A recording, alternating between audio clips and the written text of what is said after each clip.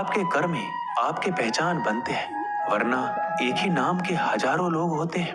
बीते हुए वक्त को बदलना आपके हाथ में नहीं है, मगर आने वाले वक्त को बदलने से आपको कोई रोक नहीं सकता।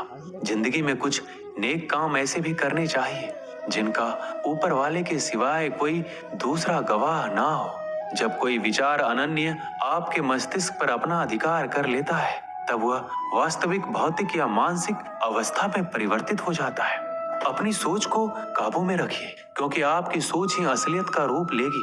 अगर नीयत अच्छी हो तो नसीब कभी बुरा नहीं होता। वक्त बनाने वाले को जरा सा वक्त देकर देखो, आपका वक्त बदल देगा। बात करने के लिए समय और मूड की जरूरत नहीं होती, बस दिलों में अहमियत होना चाहिए। जब हमारे नाखून बढ़ जाते हैं तो नाखून ही काटे जाते हैं, उंगलियां नहीं। उसी प्रकार जब किसी रिश्ते में दरार आ जाए तो दरार को मिटाइए, उस रिश्ते को नहीं। कोई भी व्यक्ति जन्म से बुद्धिमान नहीं होता, क्योंकि ज्ञान अपने प्रयासों से ही प्राप्त होता है। जिस व्यक्ति के अंदर धैर्य नहीं है, उस व्यक्ति का ना तो कोई वर्तमान है और ना कोई भविष्य है। जो व्यक्ति हमेशा कहे कि मेरे पास समय नहीं है, दरअसल वह व्यस्त नहीं है बल्कि अस्त व्यस्त है। गलतियां जीवन का एक हिस्सा होती है, लेकिन इन्हें स्वीकार करने का साहस बहुत कम लोगों में होता है। जिस तरह से विभिन्न स्रोतों से उत्पन्न धाराएं अपने जल समुद्र में मिला देती है, उसी प्रकार मनुष्य द्वारा चुना हर मार्ग, चाहे अच्छा हो या बुरा, भगवान तक जाता है। हम जितना ज्यादा बाहर जाएं और दूसरों का भला करें, हमारा हृदय उतना ही शुद्ध होगा और परमात्मा उसमें बसेंगे।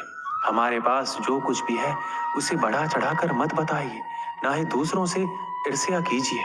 जो दूसरों से ईर्ष्या करता है उसे मन की शांति कभी नहीं मिलती।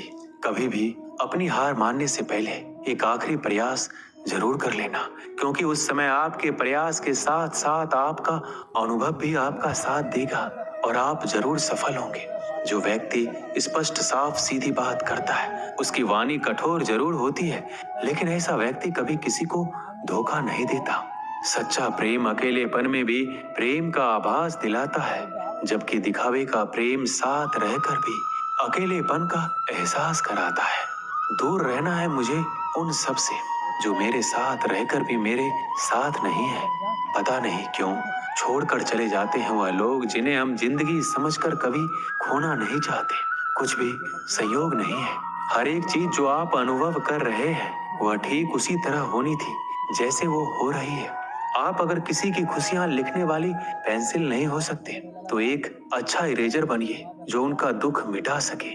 मनुष्य की वाणी में विष और अमृत दोनों की ही खान होती है, जिसके द्वारा वह अपनी जिंदगी को स्वर्ग या नरक बनाता है।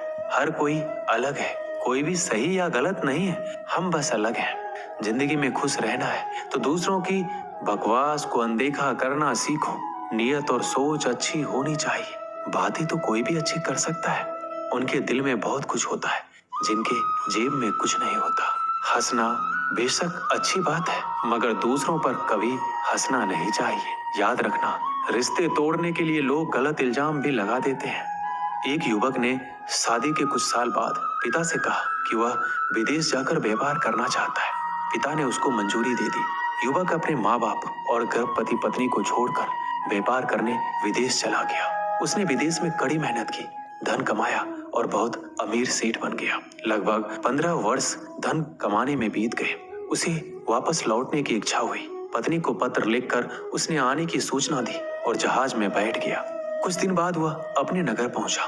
नगर के एक चौराहे पर उसने देखा कि एक व्यक्ति एक बोर्ड के साथ खड़ा था। उस बोर्ड पर उसने लिखा था, बेशकीमती ज्ञान के सूत्र। सेठ ने उस व्यक्ति के पास जाकर पता किया तो उसने बताया कि मैं बेशकीमती ज्ञान के सूत्र बेच रहा हूँ। तो सेठ बोला, ठीक है, एक सूत्र मुझे भी दे दो। वह आदमी बोला, मेरे हर ज्ञान सूत्र की कीमत 100 स्वर्ण मुद्राएं हैं। सेठ को यह सौदा महंगा तो लगा, लेकिन उसने एक ज्ञान सूत्र खरीद लिया।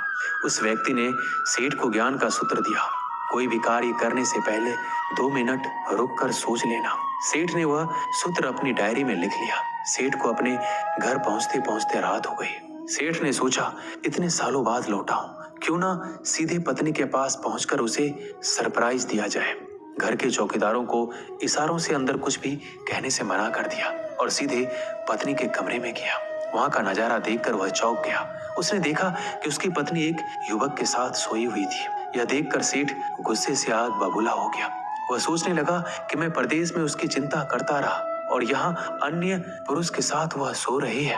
आज मैं इन दोनों को जिंदा नहीं छोड़ूंगा। वह गुस्से से अपनी तलवार निकालकर दोनों पर वार करने ही जा रहा था।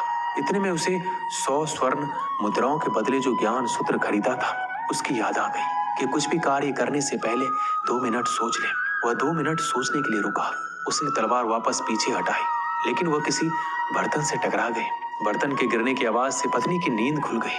आंख खोलती ही उसने अपने पति को सामने देखा। वह बहुत ही खुश हो गई और बोली, आपके बिना जीवन सूना सूना था। इंतजार में इतने वर्ष कैसे निकले ये मैं ही जानती हूँ। पत्नी ने इतना बोलकर पास सोए युवक को उठाते हुए बोला, बेटा उठ जा, तेरे पिताजी आए हैं। युवक उठकर जैसे ही पिता को प्रणाम करने झुका तो माथे की पगड़ी सेठ के पैरों में गिर गया। उसके लंबे लंबे बाल बिखर गए। सेठ की पत्नी ने कहा, यह आपकी बेटी है, इसके सम्मान को कोई आंच ना आए, इसलिए मैंने इसे बचपन से ही पुत्र के समान पालन पोषण के संस्कार दिए हैं। यह सुनकर सेठ की आंखों से आंसू की धारा बह निकली।